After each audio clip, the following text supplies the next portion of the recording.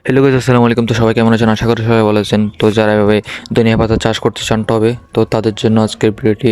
তো চলুন কথা না বলে এই ভিডিওটা শুরু করা যাক। তার জন্য আপনাদের টবটা কিন্তু পরিষ্কার করে নিতে হবে গিয়ে। তো আমরা কিন্তু এখন ময়লাগুলো ফেলে দেবো বাইরে। আমরা ময়লাগুলো ফেলে দেওয়ার পর এখানে একটু মাটিগুলো ঝুরঝুরে করে দিতে হবে। দেখুন আমাদের মাটিগুলো একদম ঝুরঝুরে হয়ে গেছে, দেখতেই পাচ্ছেন। তো এখন আমরা কিন্তু বীজগুলো রোপণ করে দিতে পারি। এই বীজগুলো কিন্তু আমরা রাত্রে ঘুমানোর আগে কিন্তু বিছিয়ে রেখেছি এবং সকালে কিন্তু জালিতে এগুলো ছেঁকে নিতে হবে। এখন এগুলো রোপণ করে দেবো।